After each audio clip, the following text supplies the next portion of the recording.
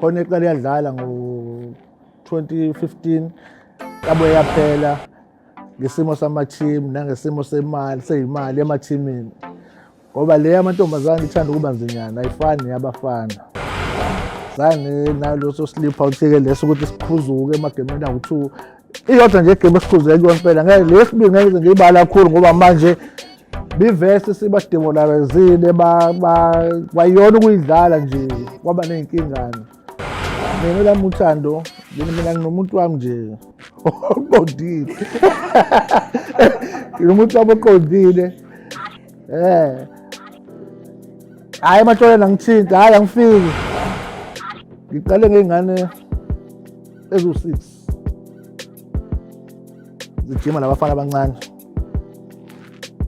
manje nazo ngiyibona ukuthi le nto le ikhona kuzona bengase ngithi ngingayisayitelana manje sekuzoba inkinga la sekuvuka khona-ke le team le esiqinile manje mase kuthene-ke ngoba phela-ke ekugcineni umuntu abasuke sebemthatha kuyena umdlali ababesabheka lapha emuva la suka khona engakwazi ukugqoka ikhokho engakwazi ukunyakaza thina siyasiza ukuthi ingane yakhe ibonakale. Misibonakele mina nomeneja no-coach labo abawu-2 awasekho lapho. Hello konje igama uZandi Sibongo Mfeka umalwandle lwandle kalolo lwezinkonjane zona ezihambela le kude phezulu. Today usuku oluhle kakhulu nolungithokozisa ngeindlela eziningi. I've got all the favorite people in one house. I'll be talking about all the things that I love in one day. Yo, kusazoba busy. Kodwa ke okubaluleke kunawo wonke namhlanje ngicela ukuni-introducer kumsebenzi enguthanda ngenhliziyo yami yonke engifisa nje nanokuthi ngabe kuthiwa uyangikhokhela mangwenza. Ngivele ngiwiyeke nje lo kabaso okhokha izikoloto yabo. Namhlanje ngicela ukuthi ngini-introduce kwiqembu lebhola elibizwa ngama-Amangwane Cosmos Ladies. Iqembu lebhola leli elidlala amantombazane kuphela, lidlala i-under i-league i-Verulam Women's League. Namhlanje ke sithe asibameme sizobatotoso baby banama-awards nokuthi ke bafunde ezinye izinto ezithile ezisazokwenzeka after makuphela lama awards. Njengenjwayelo ke angihambi ngedwa, ngihlezi no coach weqembu okuyena kahle is not even a coach because ekhona abanye coach abancane abakhona manje abafukulile wabafundisa ukuthi kucoachwa kanjani. Kahle nje uyi-founder yeqembu. Sawubona bhuti. Yebo sawubona sazandile. Alright. Yebo ngiright. Ngiright nami ngicela sababukele ekhaya ukuthi igama neSibongo bani? uSibongiseni waMpinga.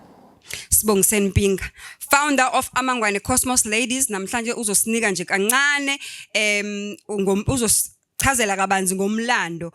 Iqala kanjani iAmangwane Cosmos Ladies? Iqaliswa yini? Yini isikhathi siningi kakhulu naso? Wavela wane sizungu wabona ukuthi nje vele usungula iqembu lebhola. Amangwane Cosmos Ladies aqale ngo-2013 or beyond 2013. Kodwa ukuthi sibe serious sibone ukuthi kufanele sithi ukuyikhulisa lento ngoba manje bizithana nokuxakaxaka. Saze siyayikhulisa ke. Sabona ngicela sijoin ileague, sayaqala ukujoin ileague. Khona iqala yadlala ngo-2015 yabuye yaphela ngesimo sama-team nangesimo seyimali emathimini ngoba le yamantombazane ithanda ukuba nzinyana ayifani neyabafana. So ngo-2020 yabuya-ke ileague isibuye sinama-team awu-8 yaqala kwi-Verulam Football Soccer Association Ladies League inama-team awu-8 zidlalile lapho kwangalunga kahle. 2021-22 zaphinde sadlala futhi ibengakapromoting ngaso sikhathi. Kuthe ngo-2022-23 yaqala ipromotela kwizonal. Ngenhlanhla-ke uNkulunkulu emuhle sangena nathi kwizonal. Njengoba sidlala kwizonal njengamanje. season 2 season back sekuyona izonali izinto zaphambana kancane ngoba nakhona futhi sibe nebhajana nje ukuthi nesingakwazi ukuqhubekela ngoba sehlulwe egemini lokugcina zangadlula phambili. Eish, ungabusayiphatha. Kodwa-ke kuleyo season leyo kuningi okuhle ngoba sikwazile ukuthola ama-tournament awu-2 ebedlala kuyona i-league. Ngibuye ngize kule season le esuka kuyona manje. Kule season esuka kuyona manje njengoba sechazile noqeqeshi lapha ukuthi izinto beyihamba kahle. Ngicabanga ukuthi kube nokudembesela kancane ey'nganeni ukuthi hayi izinto njengoba yiqhubeka kahle nje yonke into ivese isiphoye kuphunyelele kanti manje akaphunyelelwa. Zane naloso slip out-ke leso ukuthi siqhuzuke emagemini awu-2. Iyodwa nje igame esiqhuzeke kuyona impela ngeke lesibili ngeke ngiyibala kakhulu ngoba manje bivese sibademoralizile bayona ukuyidlala nje kwaba ney'nkingane sadliyona lapho. Manje kodwa ekugcineni sikwazile ukubuye sirekhave sithathe i-tournament ebedlalela yokuvala i-league. Isizathu esinye-ke sokuthi amantombazane siwaqoqe ngicabanga ukuthi sonke siyazi ukuthi sinenkingana nje ekhona singasabalike le ye-pregnancy. Kunesifo esikhona manje sikhona sensuku nogwayi nalokuhlaza mase uba namapayipi amade abhenywayo yabo base lamapayipi amade wona ngcono kodwa manje angiyiboni into engcono kuwona ngoba manje egcineni bese badla yona le nsangu le indirect yabo. So ngicabanga ukuthi ngiyayibona i-team yethu ukuthi iphethe abadlali abahuluphi uhlobo abanye angithi babhema labantu ababhemi laba hayi la ababhemi bandla ababhemi engize ngidlale ngani ukuthi ngoba naku sengibona abantu abangabazi mase ngibaqambela amanga hayi sinayo inhlanhla. Kodwa-ke isizathu esikhulu ukuthi sibaqoqe bangayenzi lento le okwakumitha kwakwethu. Ngicabanga ukuthi nathi so-coach no-manager ngala abazali mebenganaso nalo isandla thina ngeke sikwazi thina ukuthi sikwazi ukucontrola leyo nto ngoba ngala ku-academically sizamile no-manager ukuthi yesithi ukubafaka lapha lesikole yini lesikole sakho konje Ama-extra lessons we-maths online. yes sizwa i-college yini le college yini Kuningi coach esikwenzile. Bathole i-life last year bebe ku-coach Lolika wabasiza sazokhuluma no-Andiswa. Andiswa is our matriculant. Udokotela wethu-ke lo ozobuya azonesa iqembu. Bonke abantu abagulayo kuleli qembu bazonesa u-Andiswa in 7 years to come. Benza life coaching sessions, benza English, benza i-maths online after school. Baphinde benzani futhi. Yeah. I-sponsorship ebesinaso nje so far bekuyi-main course. I-main course siyabonga kakhulu. Thank you so much to main course for believing in these girls. Coach Lolika has been giving them coaching lessons for free as well. Iyakhokhelwa lento bakwethu. It's very expensive. Bayifundela abantu abayenzayo. Kodwa besenzela thina for free. Siyabonga. Kodwa coach ngicela u-highlight kancane le ndaba yokuthi wena-ke ngoba mina ngigibela inqobo lehambayo. Uthando lokuqeqesha ingane zamantombazane ibhola isport esinzima kangaka siyasibona ukuthi even ngisho on a national level kunzima ukuthola ama sponsors njengoba nathi sinenkinga efanayo ama sponsors. Wena as a person iqhamuka lento yothando olungaka lebhola einganeni zamantombazane ngoba uyazi futhi ukuthi sibuye sithole nama comments abheke eceleni la kuthi hey coach nengane zamantombazane hey mosha isikhathi ibhola labantu besifazana alikhokhi wena awudeli kodwa why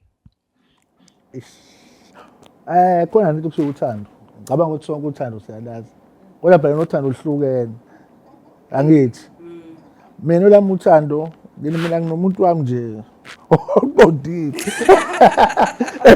umuntu oqondile hayi mathola ngithinta hayi angifiki ngala kubhembe njengoba ngizongikhala ngawugwanje mama lapha hayi angisondele zethu angifiki abanye bethu mhlambe kubuye kube nalento le ukuthi ingane babuye bayibuka amathanga bayibuka ukuthi zimi kanjani. Mina indlela engikhule ngayo ingane yingane ingane ngoba nami nginayo ingane ezothuza amantombazane. Okuhleke okujabulisayo ngize ngilithande kakhulu. Ngiqale ngey'ngane eziwu-6 zijima labafana abancane. Manje nazo ngiyibona ukuthi lento le ikhona kuzona. Bengathi ngithi ngiyayisayilana manje sekuzoba inkinga. La sekuvuka khona-ke le team le esiqinile manje. Ngenhlanhla abanye babo basekhona kodwa sebedlala ey'ndaweni ey'the ukuthi. Because uproduceile kahle kahle umsebenzi wakho muhle kona ke phela ukuthi uma ngabe usendaweni esemakhaya njengathi ukude uyaphuza ukubonakala kodwa thina siyawazi umsebenzi wakho nasebholeni eThekwini bayakwazi. Kuney'ngane zethu ezikhethiwe zayohlala eThekwini ungasixoxela nje kancane ukuthi bakhethwe kanjani bebedlala under ini eThekwini. Lo mbuzo lo ya ayedwa bakhona mhlambe bakhona abalandela ibhola kuqala la mhlambe le abasifazane ukuze mhlambe lento engizothi ngayichaza umuntu athi ukuyibona kancane. Kunengane lezi amawele zashamasa ehlale eHotalu from 2012 2013 2014 2015 bedlalela yona le team le awuthi manje ithombe zayo ikude yabo. Base kuthene ngoba phela ke ekugcineni umuntu abasuke sebemthatha kuyena umdlali ababesabheka lapha emuva la suka khona engakwazi ukugqoka ikhokho engakwazi ukunyakaza beside ephethe ibhola engakwazi ukukhahlela ugcina sekubukwa lo muntu lo sebemthatha kuyena. Kulokhu ke kwamanje okuhle kunengane la lezi bengiyibale ezo3 eyithathwe eThekwini High Performance Center. Njoba zingekho la mhlawumbe nibonile umunye ngeze ngazomthathela lo uAndiswa ongekho umthini our top goal scorer kumanje badlala kulento khona tournament edlalwa eNkunzi. Mase uthi omunye lo kade ethathele ubaba wakhe uMtambo yena usebuya kodlala kade bele egoli 2 months back before kubhala bese egoli. So uyibona omunye ke usalile yena akakwazanga ukuza usale thi wagada ingane uma wakhe besebenza so ayanga nayodlala lapho wagcina ngokusala. Iqembu lethu ngenkamba manje liza kahle kodwa siyashoda sishoda ngesponsor. Yebo kunjalo Ngoba siqhamuke endaweni ehlukene i-training yethu iba kanye ngeweekend sikwazi ukuthi sizame ukuhlanganisa. Mase kufanele ibuyele emuva lezo ingane kufanele kushawe iphakethe ngoba ni abazali ngibuyele kubazali abazali nabo ngibuye ngibahlabe ngoba ingane umisuka kuwena ithi yodlala ibhola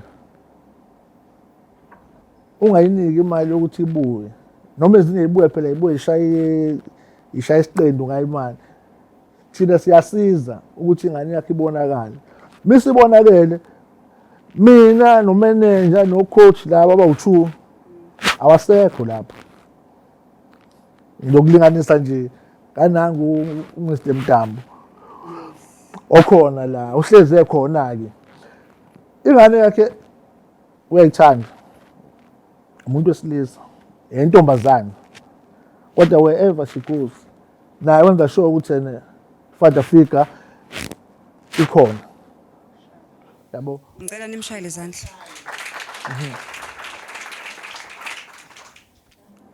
Ukuthi ekusasa mhlambe lezi ngane lezi Andiswa Mthembu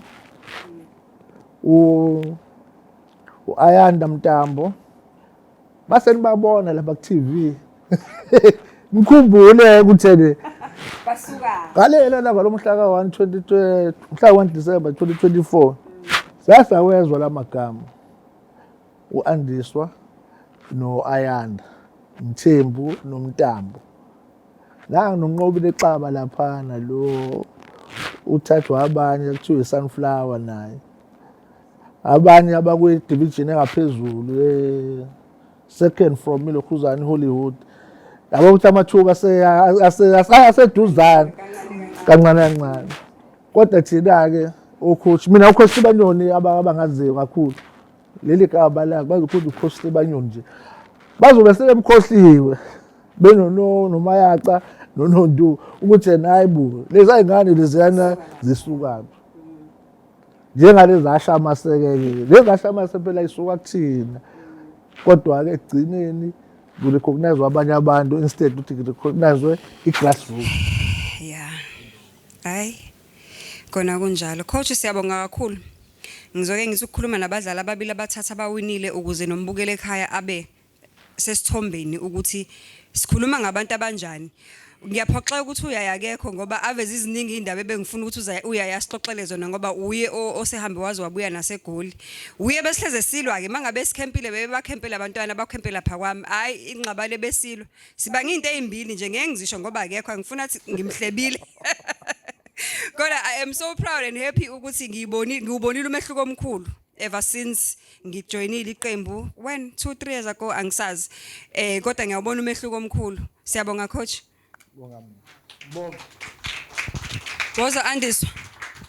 Andiswa sawubona? Yebo njani? Ngiyaphila njani? Ngiyaphi. Ngicela utshela ababukele ekhaya ukuthi ugama uAndiswa Sibongo wakaba. Igama lami ngo-Andiswa, isibongo sami ngowakashize. Ngihlangane nawe isikhathi esincane kodwa nje ubumdlalo omunye wabadlali abakhethekile kumina. Awusichazela ukuthi iqembu likusize ngani since ujoinile eqembini? Iqembu lingisize kakhulu. Alingisizanga ngokudlala nje ibhola kuphela. So lingifundise nezinye izinto ukuthi kumele ngiyiphathe kanjani empilweni kanye futhi nezinto ezimayelana nesikole ukuthi kumele ngenze njani. Laphinde langisiza ngama extra classes lawe ngiwatholile ngakwazi ukuthi ngifunde ngithole usizo. Lokho kungisizele kakhulu ngoba ngibhale nakahle. Ngiyacabanga ukuthi ngizophumelela kahle kumatikuletsheni wami. O7 abangaki? Bonke. Hey, ngicela imshayele izandla. Andike yazi akasho nje ukuthi o7 bonke. Mina I've been kuthiwa ngesingisi monitoring iprogress yakhe ever since ka grade 11.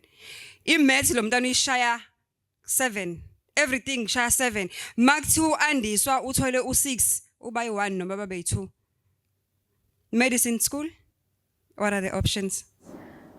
Medicine, then enye kube chartered accountant. We are proud of you. All the best. Hayi siyabonga. Sawubona. Yebo sawubona. Unjani? Ngiyaphila. Ubani igama nesibongo? Hayi igama lami Sinqobile kaXaba. Sinqobile Xaba. Udlala number ba? Ngidlala u6%. Uwini award. Mawucabanga wayowinile? Kuyimisela nothando. Kuyimisela nothando. Ngicela utshele omunye umuntu omunye umntana ongangawe ekhaya othandayo ukudlala ibhola kodwa uyanqatshela ekhaya ngamkhuthaza uthini? Akaqhubeka zame ukuthi ke futhi nabazali abavele banqabe. Kuba nezinye izinto imiyalelo asuke yenze wangayenza. Mawucabanga next year sikubona ugijima kephi? Asingathi next year sithi mhlambe nje 2 years sibona ugijima iliphi iqembu ofisa ukuzibona ugijima kulona? Mamelodi Sundowns. I-Sundowns. Hey uzogijima kuyona yazo? Well done. Ngiyabonga. Ngicela nimshayele izandla. Ngihleli noSomncane la. Are you the youngest player of the team? Yebo. Ngicela nimshayele izandla Nkosi yami. Uma Ncane wethu ke kuleli qembu udlala uposition ba? Ngidlala right wing. Ice. Udlala? Khulumela phezulu. Ngidlala right wing. Udlala right wing. Yini aqala usitshela igama nesibongo? Igama lami nguThembelihle Mthembu. Lihle. Yini osoyifundile ngokudlala ibhola uyintombazana? Ukuthi kumele ngizithembe futhi ngiyimisele. Kumele uzithembe futhi uyimisele. Wow.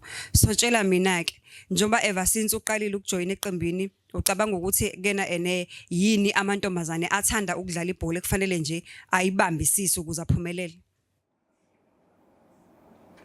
Ukuthi kumele uyithembe. Uyimisele futhi Uyithembe bose uyayimisela. yeah. That is our youngest player njalo. Uthi kufanele uyithembe, uyimisele, iyona into ezokuphumelelisa leyo. Siyabonga sisi. Sawubona. Yosona. Ngikubize ngosisi noma ngobhuti.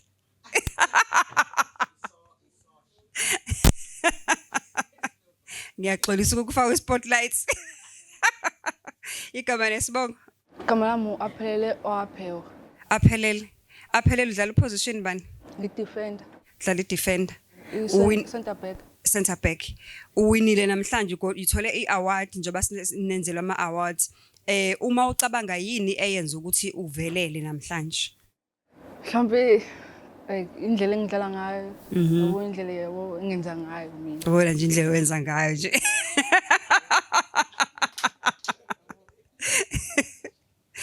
Manje ucoach uhleze ethetha lapha egroupini ukuthi nina njim. Nawa ujim njengoba uwinile kodwa ujim. Cha inkinga mina angihlali eVerele ngihlala eLakhenanda umzinyathi. Manje isikhathi esiningi ngijima nabafana mangasekhaya. Ngoba ngeke ngikwazi ukushona le every day yo gym. Ingakho strong ngakujima nabafana. Msho bayakusaba labafana ujima nabo. Aphelele ngicela utshela umbukele ekhaya onemali othanda ibhola. Umtshela ukuthi asinama sponsors yini ongayenza ukuthi umbukele okubukile njengamanje umconvince ukuthi beze bazosisiza ngoba sidinga imali la eqembini. Ngisho kubona uze basize.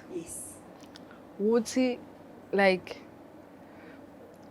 thina like sithimu eyithembayo yabo. So nje ngasawukhuluma manje. Okay sithimu eyithembayo yabo. Sidlala kahle yonke into senza kahle ethimini. So ngathi bona ukuthi basponsorishe ngezinto esidingayo ethimini ngoba kuyabonakala ukuthi iteam yethu iyaphezulu ngempela. Yebo. Kunjani ozakweni bakuphethe kanjani ubani okuhluphayo makuyodlalwa? Ethimini mina akekho ngihlupha ukuthi like ngiyathula. Umuntu othulayo ethimini. Manje ngibajwayele abantu. Uyidlalela ibhola nje kuphela nasikhathi sezindaba. Ngisuke ekhaya ngegroundini ngibuye nje. Ngiyabasaba abantu. Siyabonga awukhuthaze umdlali omncane lapha oyintombazane ofisa ukufana njengawe ukuthi uaphelele uwina ama awards eqembini lakhe nami ngiyafuna ukudlala ibhola ngigcine sengiwina la ngizobe ngidlala khona ungathini kuyena? Ngathi kuyena like kumele uyikeep busy. Hayi ukuthi mhlambe mawuthi uyathanda ibhola like uqhubeka udlala ukuze ungeke uzungene kuyidamizwa. Yabo uyikeep busy ungabahambi nabangani ababhedayo abangenzi lutho ngempilo ababhemayo abaphuzayo benza zonke lezo zinto lezo. Yabo udlala ibhola ukuze distracteke kuyo yonke lezi zinto ezenzakala emphakathini. Yes. Akuwona amagama weingane zami edlala ibhola amangwane Cosmos Ladies siyabathanda kakhulu siyafisa ukuthi bakhuthazeke uma ubukele ekhaya usethekwini namaphethelo uoverseas useEurope kephi as lo imali ihamba ngomoya these days siyadinga ngempela ukuxhaseka amantombazane enza umsebenzi omuhle baqoqeka bavikeleka ezingozini eziningi nakuyidakamizwa siyacela ukuthi usixhase ngaloko ongakwazi ukusixhasa ngako. Valelise ekhaya. Valelise ekhaya. Valelisa kubabukeli. Okay. Singavalisa nisale kahle. Shosho. Sawubona. Une microphone. Late. Abantu baka sports ba disciplined. Bekufanele ngabe ukhulume ngesikhathi kuthathwa ama awards. Ngiyaxolisa ukufaka spotlights ungachazi. Asidi incazelo yakho. But Vusi ngicela uzichaze ukuthi ubani wakabani kungani mina ngikumemile ukuthi ube khona. Igama nguVusimuzi wakaMasiba isibongo. ngokuhlala okunkhona la eThekwini ngenxa yomsebenzi kodwa ngibuya eDaveyton eGauteng ekhaya kulapho umuzi wami ukho la futhi useZambia. I ran away to get a piece of land ngaphandle ngoba kulula ukuthola umhlaba compared to yeah, and then basically what I do on a daily basis, I'm a academic program leader. Sebenza sonke no Sisizandi lapha main course. What else? Sports wise.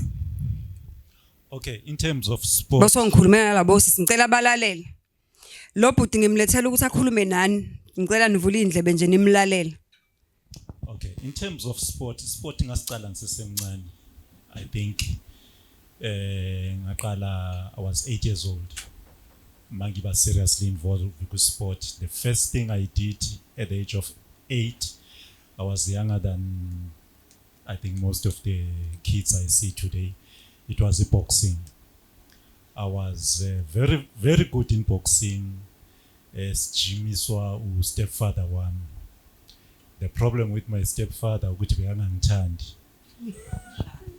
Angangithandi nje bese there were other boys who were stronger than me. Sekufanele ngilwe nabo after I've fought maybe 3-4. Ha. Wayeqinisa. Wayekuthanda wayeqinisa. Hayi bekangangithandi. Bebangishaya labafana. To a point where I took a decision ukuthi I'll study how they fight and give it back to them. And ngakwenza lokho ngabashaya bonke. Yavala boxing club ngenxa ukuthi sengibashaya bonke. Hawu.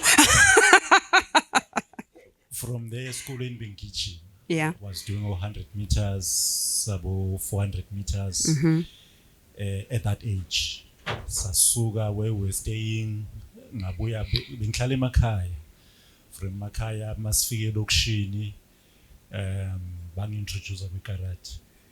So I trained karate for years, I think about 15 years or so, with the belt, in a black belt with karate, Kyokushin Kaikan, full contact sport. And the reason why you see later why I'm saying this, I'll try to keep it short. And the reason why I joined full contact sport as compared to semi-contact, no kung fu, it's because when Fungyoshayu Babam. Pay revenge. Then when I started training, I remember within 6 months in gym, I got involved with street fight. Ama mates wami bayongiceba ku sensei ukuthi mina bengilo. I was punished the whole week for fighting. Yo. Ukuthi you don't train karate to beat people. You train karate to defend yourself. Now that was a dilemma ukuthi ngijimelana ukulwa mangaba ngeke. Ungekulwe. So I started re-looking at my decisions for why I joined the karate. So I even finished, but as I was progressing through the ranks, I realized the reason for discipline, for restraint, and for not using what you have against others, but if all possible, be able to use it to protect others. So it turned out to be a high school. I was the go-to guy amantombazana magabhulishwa, so because if ufuna protector ufuna uvuso uzobashaya, and I used to do that. Meaning because of defense makuphuma isikolo mawuzwe nje mangabe khona bamhluphile hamba utshela uvusi mina ngizosuka ngithi endoda yeka lento oyenzayo singane yakho le makaqhubeka ngizomlinda ngaphandle igate. Fast forward to now, this year khona into enhle yenzakalile. Ungenele imara i-comrades wayewina. Ngicela usitshele what is the discipline that you did to win i-comrades. Ngicela bese ngimotivatele ingane zami njengoba bedlala ibhola maningi ama challenges ababhekana nawo usuku nosuku. Mo umuntu owesports uyigcina kanjani le yanto lwamlilo ukuthi ungacimi ngaphakathi kwena othando lesports. Okay. That is why I started way back so that ngizokwazi ukuphendula lo mbuzo manje. Ukuthi I-Comrade Marathon, alaba bayaziyo, it's a race senzeka every year from Durban to Pietermaritzburg or from Pietermaritzburg to Durban. It's an uphill mawuya ePietermaritzburg inzima. If ungayidrive leya ndlela uzozibuza ukuthi siphethwe yini emakhanda. Sugijima leyo ndlela. And then mawubuya you think it's easy. It's not even easy. Bulala amadolo lento ilimaza ama cells. So it's a 12-hour race. It's not a one-day race. It takes time. When I decided to enter Comrade Marathon, that was 2018. Manqala ukujima, I was weighing 100 plus kilograms. And I said, one of the reasons why I need to be consistent is to have a goal. And my goal was to end up running a Comrade Marathon. Normal, as inzima injalo. So I started my training in 2018 and I entered Tama race. I ngilimele along the way. Imvula zingnetha. When I was told ukuthi you don't know what you're getting into, this thing is difficult, abanye bayashona. But what kept me going, it's that spirit when I was growing ukuthi as much as you'll have obstacles endleleni, if you put your mind into it, it does happen. So it was 4 or 5 years of hard work. And you wake up not because uthanda ngoba ufuna. Angiyazi si motivate abantu sithi, you know, you must have passion for what you do. When you have passion, you know, and goals, things are going to happen. Yes, you will have that, but umlilo weparafini lo. It wakes against uvuke ngelinye ilanga ungafuni lutho, where you feel I don't want to do this anymore. But you wake up and do it. There are times where bazosenzisa because you need to get into a program or gym noma kanjani. You get into a program, mhlambe nama coaches in this soccer team, ladies, they do that, do this. So because nisikhathi awufuna ukukwenza, awusiboni nesidingo sometimes. But what we always say with my team, there are 2 slogans: train with a purpose. What is the purpose for me was to finish a Comrade Marathon. What was another slogan said? We say train hard to run, to race easy. Meaning I wanted to finish in 12 hours.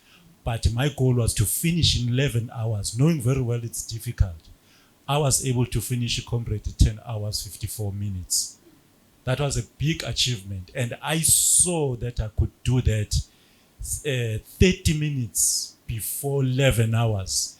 Then I realized after climbing the last hill, towards Pietermaritzburg, to say in this last 5 kilometers, I can actually run this 5 kilometers in 30 minutes, as tired as I am. Remember, we woke up at 5 to get into the race. And what got me into that last 30 minutes, it was these years of discipline, doing what I don't want, waking up when I don't want Big to. shy. Shy, and all that. And also to prove not only to myself, to those who kept on saying to me, "Ubani wena ngeke ukwenze lokho." I had all those things going. That last 30 minutes, it was now me paying back to those who were not even there, but to prove them that I can do it, and I did it. When I say, ladies, sometimes ungafuni, I want to go back to the issue program. That why it's important. And I hope your coaches, your managers, when they come up with programs, they keep this in mind to say, don't take children to go to gym. Know what they must do a year in advance and plan towards that. And that's the same thing I said to my son. He just came from Sweden. Udlala ibhola naye. Udlala ibhola. The problem yakhe, he couldn't be picked. He was recognized by the big coaches who So it's ikhaya lama sports nje. Ikalama Sports. But inkinga with my son is that he doesn't want to go through pain. And because of that, it robbed him an opportunity whereby he could have been spotted in the Gothia Cup. which is one of the biggest stage for youth. And I'm looking at you, ladies. I'm hoping that your governors, sponsors, you go to this Gothia Cup. It's every year, and you qualify for that. All you need is sponsors. Maybe it will cost you about 37,000. You'll connect us. So ukhona la eduzane will connect us. But there are these opportunities. But how do you get there? It starts with discipline, putting the time, waking up when you don't want to wake up. Watch what you eat. Nezwil, Watch what you eat. discipline. And also make sure ukuthi I like what she said. Disengage into ezibonakala nice at the short term, but Yeah. at the long term they are going to cost you. Yes. Ubumnandi abupheli. I'm 51 years old and I'm still enjoying ubumnandi bami. And there are things engingakwazi ukuzenza. Hayi ngoba ngingafuni, because I'm going for my second comrade and I want to do it in 9 hours. Ngicela nimshayele izandla. There are things engingakwazi ukuzidla. There are things I can't do. Sometimes I feel like I'm depriving myself, but I have a bigger goal. This is for me.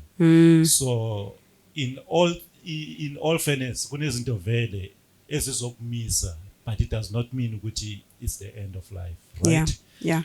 And more than anything, what's the point of being a good sports person and be so poor in your academic achievement? Yeah. If you engage in sport, it teaches you to enjoy and be better in what you are doing in life. So have these two things together. And I realize that we have a lot of sports person who are not either successful. By success, I don't mean go to drive a Lamborghini. I mean being able to look after yourself, your family, and live a comfortable life. Sports as a soccer is very dangerous. You break your leg, you are done. Anything is possible. So look after yourself, and at the same time, make sure that you have a career that will able to sustain you going forward. So these two things, they all need discipline, they need time, they need sacrifice. If you are not willing to pay that price, you're not going to go far. But if you are willing to pay the price, just one statement, last thing ngikhumbula manje, yasho principal one mangezu matric, he said, what's the point of enjoying a year, just 1 year of fun, and fail your matric and suffer for the next 40 years, or to suffer now because it's a short term and then later on for the next 40 years you'll be able to enjoy life. I chose to suffer for the year, and this thing of suffering because I choose to suffer some things because I have bigger goals to achieve. With that, nothing is impossible if you put your mind in it. Actually, it's also possible that you can stay away from things that can hold you back. They say don't give up. I say give up on things that are not taking you forward. Siyabonga kakhulu Butvuzi, kodwa more than anything isibonga nje ukuthi usupport iqembu ngayo yonke indlela ongalisupport ngayo. Ngiyazi ukuthi mina nawe siyayifanela, sinayo imali eningi, kodwa ke usizo lakho ezintweni eziningi obusixhase ngazo nama tournament wethu, siyabonga kakhulu. Nokuba khona kwakho nje kumina kusho likhulu, ngoba ngiyababona abantu abami bacijisa indlebe lapha bakulalele, which means ukuthi into oyikhulumayo ngempela iyazwakala, coming from umuntu abakwi field efanayo nawe. Phela isports is sports, sonke sidinga discipline, sonke sidinga ukubekezela, sonke sidinga yonke lento oyibalile. Ngiyabonga kakhulu. Ngiyabonga sisi. Ngicela nimshaye izandla. Thank you. Sawubona baba. Ngiphilile njani? Ngicela uzintroduce. Ubani indodakazi yakhe kuletha la namhlanje? Njoba ngilana ngilethwe intokazi yami Ayanda. Andamdama njobe ngeke ngizommela ngoba akekho dlala i-tournament ladlala khona. Ngicela nimshayele izandla. Bambalwa abazali abakwazi ukusupporta umntana ngendlela ubaba kaAyanda asupporta ngayo ingane yakhe. Ngiye ngize ngifisa ukuthi hey ukuba kuthiwa angeke ngisho into eziningi kodwa kuba kuthiwa ngabe ngempela ucoach njengoba eke washo ukuthi leli qembu liyakude mhlambe ngabe sesifikile nokufika lapho kuba kuthiwa sine support efana nalesi ithola kubaba kaYaya. Ubaba kaYaya kuma tournaments ukhona. Ubaba kaYaya mangabe kuthiwa ingane ziyo camp ka manager baba kaYaya uyafona abuza ukuthi ufikile yini uYaya lapho. Bengihlupha kuYaya akayifuni icamera. Bengeke ngibuze ngithi we Yaya ngicela ubuza ukuthi njengoba udlala isport uzoba istange linye ilanga. Uyokwenza njani mase kukhona ama camera amakhulu ka TV lapha sebekushootha nje wena uvela ucashe nje makushootha. Baba kaYaya yini ekwenza ukuthi uqhubeke nokumgqugquzela kangaka umsupport ngayo yonke indlela ongenza ngayo? Into lokho wangitshengisa seyingane ukuthi uyathanda ibhola. Ngoba nami phambili bengidlala ibhola. Ufuza ubaba. Ngidlala ibhola njalo engicela ukuthi baba ngicela ungifundisa ibhola wenza kanjani ngoba ngiyeza abantu bayakhuluma ngawo la.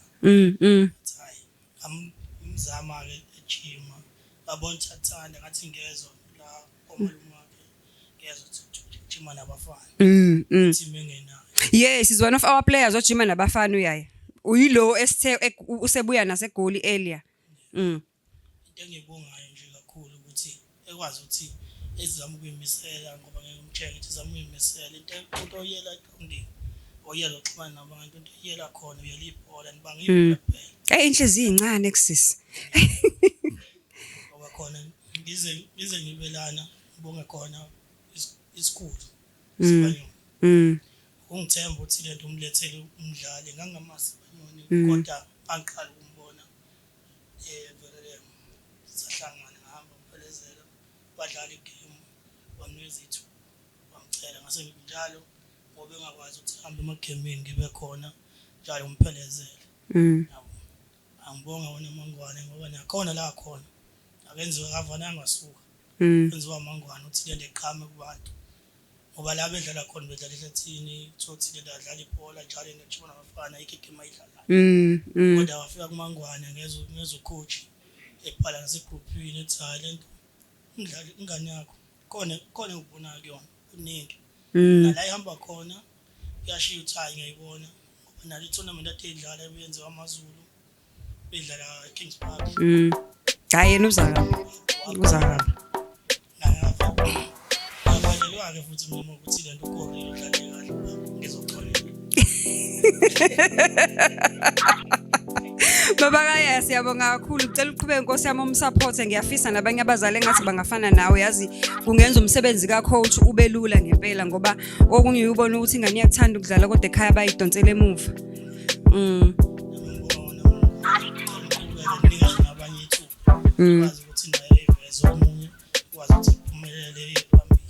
Siyabonga. Hayi sibonga kakhulu.